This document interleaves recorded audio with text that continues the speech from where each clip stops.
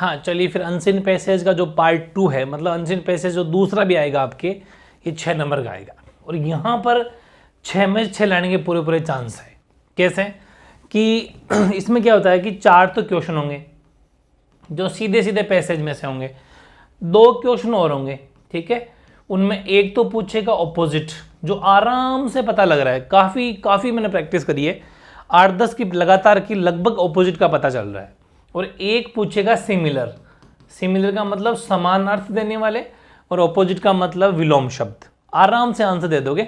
बस मैंने 2 selected passage लिए हैं, आप मेरे साथ में थोड़ी प्रैक्टिस कर लो। लगभग मतलब 6 में से 5 पक्के हैं, 5 पक्के हो जाएंगे। ध्यान से, 1 नंबर कट जाए तो कट जाए, बाकी किस्मत की बात है। ये दोनों भी अगर आ जाते हैं, अंदाजा लग जाएगा ऐसा है, तो 6 में 6 भी आ सकते हैं। जैसे कि while there is no denying that the world loves a winter, it is important that you recognize the sign of stress in your behavior and be healthy enough to enjoy your success। देखो ये very important लगा मुझे passage. Stress का मतलब है तनाव। आजकल generation जो है बहुत ज़्यादा तनाव लेती है, स्ट्रेस लेती है, इससे बहुत ज़्यादा उनकी हालत ख़राब है। Stress can strike any time in a fashion that may leave you unaware of its presence in your life। वो किसी भी चीज़ में हो सकती है। मतलब स्ट्रेस अपन किसी भी चीज़, अपने पहनावे को लेके ले सकते हैं, पढ़ाई को लेके स्ट्रेस लेते हैं, पैसा कम, बिजनेस में तो वो उसको लेके, मतलब हर जगह से स्ट्रेस, किसी को दूसरे को कंपेयर करके। अपन को क्या करना है कंपेयर करके, अपनी ज़िंदगी जीनी है। लेकिन नहीं, लाइफ ऐसी है कि अपन एक दूसरे को कंपेयर करके, यार उसके पास तो ये, मेरे पास, ऐसे कर करके मर जाते हैं आधे इंसान, ठीक है। While a certain amount of pressure is necessary for performance, it is, हाँ ये बात ठीक है कि कुछ प्रेशर होना चाहिए परफॉर्मेंस के लिए। जैसे अभी आपका एग्जाम है कल या परसों, तो आपके ऊपर प्रेशर है, तो नॉर्मल प्रेशर होना चाहिए ताकि थोड़ा अच्छा याद हो। नॉर्मल प्रेशर है, मेरा तो बात बनती नहीं है, लेकिन हर तरह स्ट्रेस वगैरह लेने की जरूरत नहीं है, जो होगा सो हो जाएगा। It is important to be able to recognise your individual threshold. For instance, there are some individual who accept competition in a healthy fashion। Yes, बिल्कुल healthy fashion, और बहुत ज़्यादा competition आपने देखना फैशन में। There are others who collapse कर जाते हैं, मतलब कि एक तरीके से fell down कर जाते हैं, collapse कर जाते हैं, गिर जाते हैं, अपने आप को अलग कर लेते हैं। into weeping, है ना, weeping wrecks before an exam, और comparing mark sheet and finding that their friend has scored better। ये भी है, अपने आप को बिल्कुल, जब कोई बच्चा है एग्ज़ाम के अंदर एक दूसरे से जब मार्क्स कम आते हैं, अगर उसके फ्रेंड का स्कोर बेटर कर जाता है, तो बड़ी सीधी सी बात है, वो अलग तरह से रोने लग जाएगा, अपना स्ट्रेस ले आएगा। It is baby reaction to any demands और changes its internal and external environment, ठीक है ना। इट इज़ बॉडी, सॉरी, इस वजह से हमारी बॉडी जो है ना, एक्चुअली हमारे बॉडी के ऊपर बाहरी और अंदर का दोनों तरह का वातावरण हमें डिस्टर्ब करता है। कैसे भाई, बाहरी का मतलब हम किसी को देख के अगर स्ट्रेस पैदा करते हैं तो वो एक्सटर्नल हो गया। इंटरनल हमारे दिल के अंदर से भी कुछ ऐसी चीज़ें होती है किसी को देख के, तो दोनों ही जगह दोनों ही बातें हैं। whenever there is a change in external environment such as temperature, pollutants, humidity, working conditions, ये सब है ना, वो लीड्स टू स्ट्रेस के सब मेन चीज़ें हैं। इस वजह से स्ट्रेस फैल रहा है। आज टेम्परेचर बढ़ गया, पोल्यूटेंट्स बहुत ज़्यादा, पोल्यूशन भी बहुत है, ह्यूमिडिटी है, वर्किंग कंडीशन, लोगों की डे नाइट कुछ पता ही नहीं चलता, नाइट में काम, फुल नाइट काम कर रहे हैं, तो उनका वर्किंग कंडीशन बिगड़ गई। तो बहुत ज़्यादा ये सब चीज़ें हैं इस वजह से। वरना पहले सोचो, पहले कहाँ एसी पंखे कहाँ थे, फिर भी लोग आराम से रह लेते थे, ठीक है। इतना स्ट्रेस नहीं था, नो टेंशन लाइफ होती थी, गाड़ी व्हीकल घोड़े भी नहीं होते थे, सोचो। तो ये सब बातें हैं, ठीक है ना। फिर है, in these days of competition when A person makes up his mind to surpass what been achieved by others, leading to an imbalance between demands and resources। हर किसी को देख के वो फिर मांग करता है कि मेरे पास होना चाहिए, इसलिए it causes psychosocial stress। ये इसके मनोवैज्ञानिक एक स्ट्रेस बढ़ गया कि आज उसके पास में इतनी अच्छी कोठी है, बंगला है, गाड़ी है, मेरे पास नहीं है। ऐसा कुछ करने से भी स्ट्रेस आता है। It is A part and parcel of everyday life. Stress has a different meaning depending on stage of life are in। The loss of a toy or repairment of for parents might create a stress shock in child। बिल्कुल, बच्चा अगर कोई खिलौना खो देता है तो बच्चे के स्ट्रेस डाल देते हैं पेरेंट्स, तुझे थप्पड़ मार देते हैं कि तुझे शर्म नहीं आती है, खिलौना गंवा दिया, ये कर दिया, ये कर दिया, अरे गम गया तो गम गया, इसमें क्या है ना। अगर वो कहीं खो गया तो खो गया तो खो गया, क्या फ़र्क पड़ता है। इतना बच्चों को नहीं डांटना चाहिए। एंड एडोलसेंट जो हैं, जो युवा किशोर हैं, वो हु फेल्स एग्जामिनेशन तो मैं feel as if everything has been lost, है ना। ऐसे अब आजकल देखना बहुत ज़्यादा किशोर है, मैं तो कहता हूँ कायर हैं, जो परसेंटेज कम बनने से ऐसा कदम उठा लेता है। क्या रखा है, ऐसा कोई ज़रूरी कि पढ़ाई में सब कुछ हो जाएगा। जो हो गई तैयारी ठीक है, किसी के 90 बन गए, 98 बन गए तो क्या फ़र्क पड़ता है। परसेंटेज सब कुछ होता है क्या, कोई पढ़ाई सब कुछ होती है ना, ऐसा कुछ भी नहीं है। मैं आपको फिर बता दूं, ज़रूरी नहीं है। आज बहुत बड़े व्यक्ति जो पढ़े लिखे नहीं है, बहुत अच्छे अच्छे मुकाम पर हैं वो, तो वही मैं कहना चाह रहा हूँ। हर चीज़ ये एजुकेशन नहीं होता, ये छोटी सी उम्र है, बच्चे हैं जानते नहीं है, ये अच्छे बड़ा ये मोबाइल को देख देख के कदम उठा लेते हैं। ये सोचो ज़िंदगी बार बार थोड़ी मिलती है। अरे यार, तो इतना कायर है क्या कि बस पढ़ाई नहीं तो मेरे पास कुछ भी नहीं है। ऐसा क्या नहीं है यार, दुनिया में बहुत कुछ किया जा सकता है। ज़रूरी है पढ़ाई सब कुछ हो, ठीक है। तो ध्यान रखें, कोई ज़रूरी नहीं होता, इसलिए मस्त रहो, बेफिक्र हो, होगा सो देखा जाएगा। हाँ बस ठीक है, कर्म अच्छे करो, पढ़ते रहो, परसेंटेज बने ना बने फिर देखी जाएगी। मेहनत तो आपने की थी तो अच्छे ही बनेंगे, ऑफ कोर्स ही बात है। Life has no further meaning, वो कहता है कि अब मेरा जीने को अधिकार नहीं है, मेरे परसेंटेज कम बन गए, तो ऐसा फील करता है वो।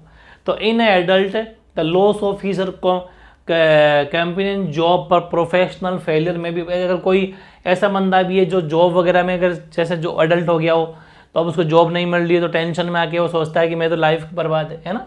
तो such signs appear in the attitude and behaviour of individual, muscles tension, various parts of the body. फिर हमारे बॉडी में हर जगह से, चाहे वो ब्लड प्रेशर बढ़ जाता है, मसल्स पेन बढ़ जाता है ना, indigenous hypersatiety and ultimately the self-destructive behavior such as eating and drinking too much, खाना पीना शुरू कर देता है, स्मोकिंग शुरू कर देता है, क्या है इससे और ज़्यादा बर्बाद हो रहा है, ठीक है। रेलिंग एंड ट्रांसक्यूलेटर्स, पूरा सिस्टम बिगड़ जाता है, शेकिंग नर्व, ब्लिंकिंग हो जाती है, ड्राइनेस थ्रोट और बाद माउथ एंड, मतलब बहुत ज़्यादा मुश्किलें बढ़ जाती है, फाइनली इंसान की पे रोग लग के मर जाता है। ये सब स्ट्रेस वगैरह लेने की वजह से भी है। कहता ना कि मन धापा होना चाहिए, बार बार ऐसा नहीं कि बस ये वो और उस देख, एक दूसरे को देख के, ठीक है मेहनत करते जाओ, दाल रोटी का जुगाड़ हो जाना चाहिए, और क्या ऐसा रहो, मस्त रहो, और कोई टेंशन लेने की जरूरत नहीं। मोह माया लालच में कुछ भी नहीं है। कुछ क्वेश्चन लिया अपन ने कि व्हाट इज स्ट्रेस, स्ट्रेस क्या है, तो देखो तो इसका आंसर देखते हैं अपने। व्हाट इज स्ट्रेस अपन देखा था, इसमें देखो वैसे आपके पैराग्राफ मैंने अभी एक ही ले लिया, वैसे टाइपिंग थोड़ा एरर रह गया, वरना पैराग्राफ में एंटर दे के बनाया होता है तो ईजी होता है ढूंढना। वैसे अपने यहाँ इसका लगाया था, यहाँ से ये रहा, हाँ ये रहा, इट इज़, अलग कलर से लिख देता हूँ मैं, ये देखो इट इज़। देखो बाकी तो स्ट्रेस के बारे में बताया, बट स्ट्रेस क्या है, it is a body reaction to any demands और changes in its internal and external environment. मतलब कि ये स्ट्रेस है कि कोई भी बंदा जिसमें ये बाहरी वातावरण और अंदर से, मतलब उसके अंदर ऐसा चेंजेस आ गया, ऐसी body reaction to any demands और चेंज इट्स इंटरनेशनल, वो सब हम कहेंगे कि हाँ अब इस बंदे ने स्ट्रेस ले लिया। कैसे, वो दुखी रहेगा, अलग तरह की डिमांड वांड उसकी चलते ही रहेगी, वो कर लूँ, तो ये इसका प्रॉपर आंसर हो जाएगा इट इज़ से लेके। इट इज़ का मतलब यहाँ पर स्ट्रेस के बारे में कहा गया है कि stress is a body reaction to any demands और changes in its internal and external environment. बाहरी वातावरण को देख के बंदा जो भी मांग करता है वो स्ट्रेस में आता है सब। What is important thing should be recognised, अपने पढ़ा भी था, रिकॉग्नाइज्ड वाली बात आई थी, रिकॉग्नाइज वाला ये रहा। देखो it is important that you recognise या recognise the signs of stress in your behaviour, यहां तक भी लिख सकते हो, चाहो तो लंबा भी खींच सकते हो, and be healthy enough to enjoy your success, ठीक है ना। ये मेन चीज है, ये मेन चीज अपन रिकॉग्नाइज करते हैं, इट इज इंपॉर्टेंट, है ना। तो यहां से लिख सकते हो कि important things should be recognised, है ना। और फिर लिख सकते हैं यहां से the sign of stress in your behaviour and be healthy enough to enjoy your success. हाँ मतलब आप अपने सक्सेस को, सफलता को कितना जीते हो, कितना मतलब अपना इंजॉय कर पाते हो, तब हम मानेंगे कि हाँ, है ना, वो चीज़ें मतलब कि विदाउट स्ट्रेस मानी जाती है। ये मतलब स्ट्रेस, इसका मतलब बंदा स्ट्रेस लेने वाला नहीं है, ये उसके लिए इंपॉर्टेंट फैक्टर है। तीसरा है कि वोट साइन अपीयर, अपीयर का मतलब दिखाई देना, कौन से साइन किसी बंदे में दिखाई देने लग जाते हैं कि वो स्ट्रेस पर्सन है। हमें कैसे पता चलेगा कि हाँ ये बंदा स्ट्रेस ले चुका है, इसने बड़े तंग है, बड़ी टेंशन में? तो बहुत ईजी है, अभी मैंने सारी बातें पढ़ी थी। ये देखो यहाँ पर अपन देखेंगे हाँ कि हाँ ये such signs appears in the attitude and behaviour. उसके एटीट्यूड बिहेवियर में सारे साइन दिखने लग जाएंगे। क्या क्या? कि उसके muscles tension in various parts of the body, बिल्कुल, प्लेपलेशन एंड जो भी palpitation and high blood pressure, indigestion, hyperness, ये जितने भी 2-4 लिख सकते हो, अल्टीमेटली ये सब यहाँ तक भी लिख दिया तो भी चलेगा। ये सब किसी भी बंदे की बॉडी में साइन अपीयर्स होते हैं, मतलब उस बंदे के अंदर ऐसे साइन देखे जा सकते हैं। तो आप यहाँ से लिखना कि sign appear in a stress body, stress person, फिर यहाँ से लिख देंगे पर्सन के आगे आर लगा देना, है ना। आर कौन कौन से हो जाएंगे? Muscles tension various parts of the body, palpitation and high blood pressure, indigestion, ये सब बातें है ना, ये सब बातें उसमें आराम दिख जाएगी। अगर वो स्ट्रेस बंदा है तो ये सारे रोग उसके लग जाएंगे क्योंकि वो स्ट्रेस लेता है। अगला, what factor led to stress, ये क्या? ये वेरी इजी है, यानी क्या क्या फैक्टर है स्ट्रेस लेने के। ये अपने आई थिंक पढ़ा था कहाँ पर कि बेसिकली मेन फैक्टर क्या है।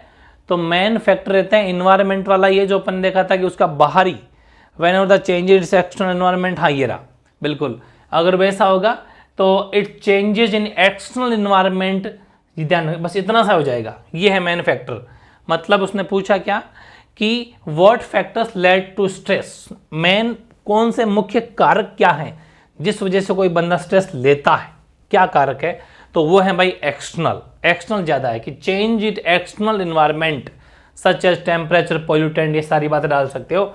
ये जो चीज़ें है ना वो लीड्स टू स्ट्रेस है, मतलब स्ट्रेस, ये सब बातें पूरी की पूरी जो है वो जो बंदा स्ट्रेस लेता है उस स्ट्रेस के अंदर ये सब मुख्य कारण है आज की जनरेशन में।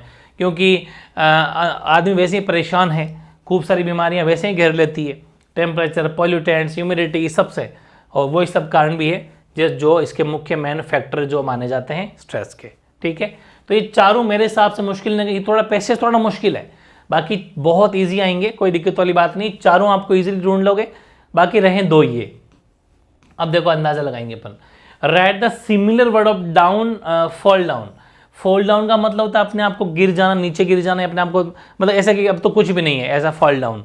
तो फॉल डाउन जैसा एक वर्ड मैंने कहा भी था शायद, अब मैं कहाँ पर, कोलैप्स टाइप का वर्ड था, कोलैप्स था क्या कहीं पर? कोलैप्स और फॉल डाउन में जो हाँ ये रहा, बिल्कुल। कोलैप्स का मतलब और फॉल डाउन का मतलब एक ही है, ठीक है ना। तो कोलैप्स और फॉल डाउन का मतलब गिर जाना, या फिर एज लाइक अपने आप को डाउन समझ लेना, या फिर वही चीज़ कि बस यही थी मेरे तो अब कुछ भी नहीं है, ऐसा समझ लेना, वो फॉल डाउन, ठीक है ना। एक होता है ऑपोजिट पूछा बैलेंस का, तो बैलेंस का तो इम्बैलेंस, वेरी इजी, ये तो सुनाओ भी होगा, इम्बैलेंस ये रहा, वेरी इजी। तो बैलेंस का ऑपोजिट क्या हो जाएगा? इम्बैलेंस। तो मुश्किल नहीं है, ज़्यादा मुश्किल नहीं है, कुछ चीज़ें हैं क्वेश्चन आंसर मुश्किल होते हैं तो ये इजी हो जाते हैं, वो थोड़ा बहुत आगे पीछे चलता रहता है। एक पैसेज और है, एवरीवन नीड्स ए हॉलीडे, हर किसी को छुट्टियों की जरूरत होती है, both to relax and have a change of environment.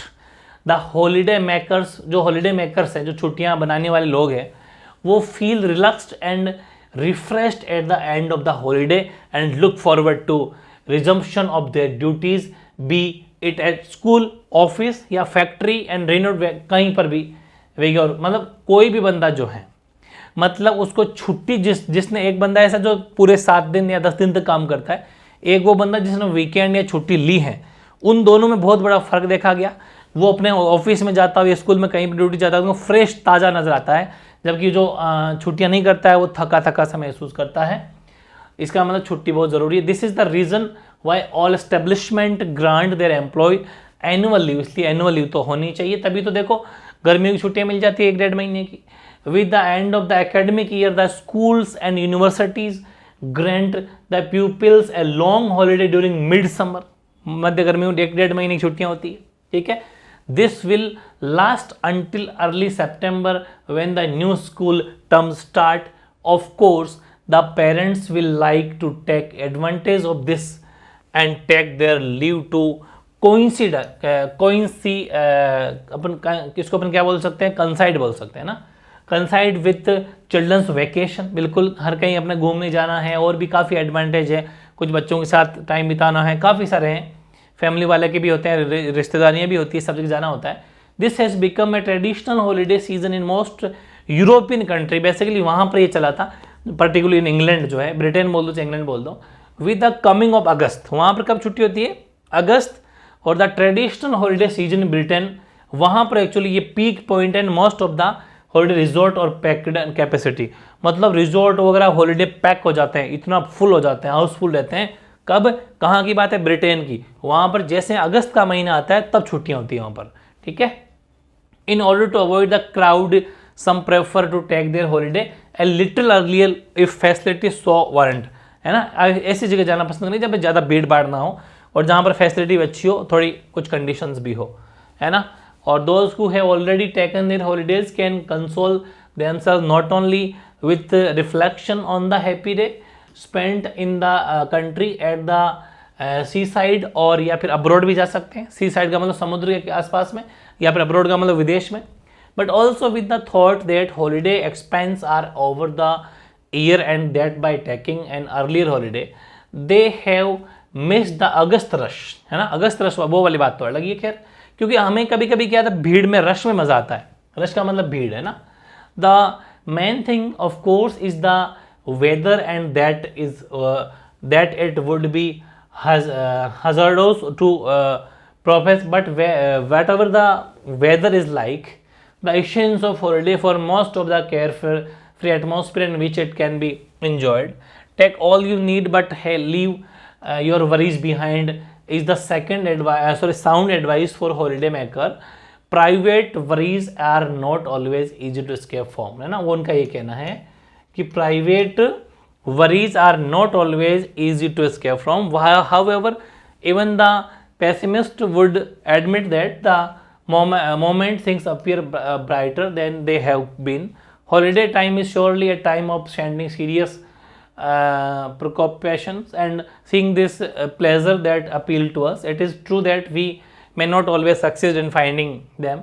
Indeed, there are people who maintain that a great thing about a holiday gives you an ampler appreciation of home comfort, as you know, doubt more widely held among the, ये जो अपन पढ़ लिया, earlier than you. अब कुछ question देखते हैं कि why does everyday need a holiday? Very easy. Why का मतलब क्यों, क्यों जरूरत है भाई, very easy. सबसे पहले कि everyday needs holiday because यहाँ से both to relax and have a change of environment, है ना, पर्यावरण को चेंज जब होता है तब भी अपन को छुट्टी की जरूरत होती है, वातावरण चेंज हो क्योंकि गर्मियाँ आ रही है बहुत ज़्यादा, उनको एडजस्ट करने के लिए भी, और रिलैक्स भी हो जाएं, दोनों ही बातों के लिए जो है। बिल्कुल सही है, हो गया आंसर। फिर who grants their people a long holiday during mid summer, कौन, हु का मतलब है कौन, कौन देता है छुट्टियाँ, छुट्टियाँ कौन देता है जब मिड समर के अंदर, तो वेरी इजी, मिड समर में छुट्टियाँ देता है, कहाँ पढ़ा था भाई अपन ने मिड समर वाला, ये रहा, यस यस, इसका आंसर जाएगा, ये मिड समर में देते हैं, देखो ये रहा, स्कूल्स, ये देखो, the schools and universities grant their people, इतना सा आंसर, बस इतना ही है, बाकी अपन क्वेश्चन से लिखेंगे, कैसे, यहाँ से लिखोगे द स्कूल्स, इसके पहले क्या जाएगा, the schools and universities, the schools and universities, है ना, यूनिवर्सिटीज आर या फिर grants their people a long holiday during mid summer. Who का मतलब है कौन, कौन देता है छुट्टियां, तो उनका सिर्फ दो का नाम लेना, स्कूल यूनिवर्सिटी का, बस दैट्स इट।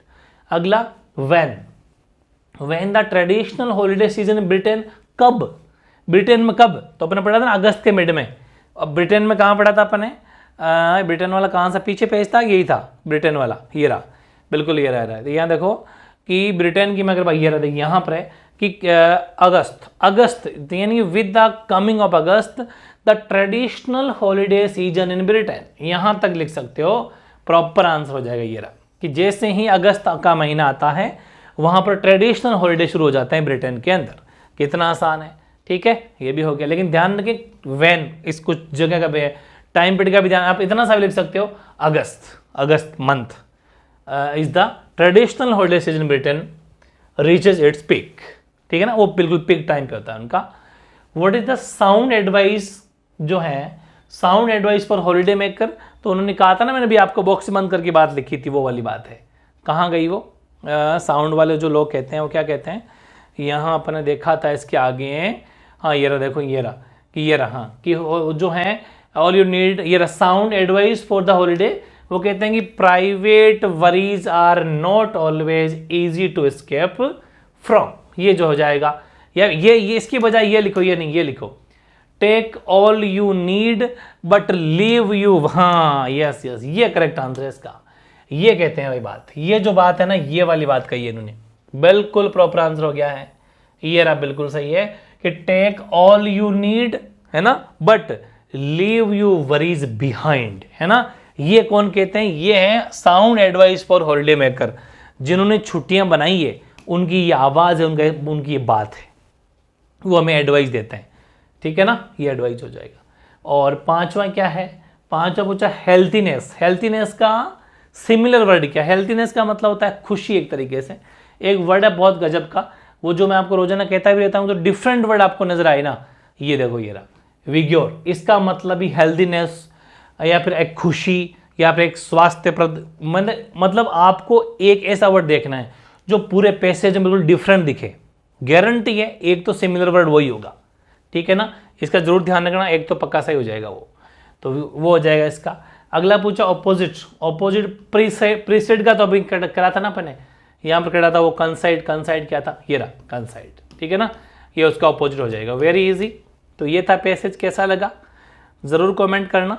अपन ने सीन अनसीन दोनों ले लिए भाई, ठीक है ना, सीन भी मतलब सीन पढ़ लिए पहले और अनसीन दोनों पढ़ लिए, 6 नंबर वाले 9 नंबर दोनों वाले पढ़ लिए, कोई डाउट नहीं है, थोड़ी सी प्रैक्टिस करनी है। ये मैं क्यों लेके आता हूँ ऐसे सेशन, ताकि एक बार मेरी इसकी एक आपको बहाना मिल जाए और इसकी मदद से कम आप देख लो, एक बार झलक देख लोगे तो लगभग ऑलमोस्ट पेपर तो ऐसा ही आना है, तो मतलब लगभग पेपर बैठ जाएगा आपका, ठीक है। तो 9 और 6 15 नंबर का मामला, एक आधा नंबर ऊपर नीचे हो भी गया तो 13 नंबर तो कोई नहीं छोड़ने वाला, ठीक है ना। तो प्रैक्टिस करना ढंग से और बाकी पेपर बहुत अच्छा होगा, मस्त रहना है, टेंशन बिल्कुल नहीं लेनी है। तभी मैंने स्ट्रेस वाला जानबूझकर, मुश्किल जरूर था लेकिन स्ट्रेस वाला जरूर लिया, स्ट्रेस नहीं लेना है, स्ट्रेस फ्री लाइफ जीनी है, होगा सो देखा जाएगा, सब कुछ पढ़ाई है, परसेंटेज नहीं होते, बहुत काम है करने के लिए, ठीक है ना। ऑल द बेस्ट, आपका पेपर बहुत अच्छा हो। ओके।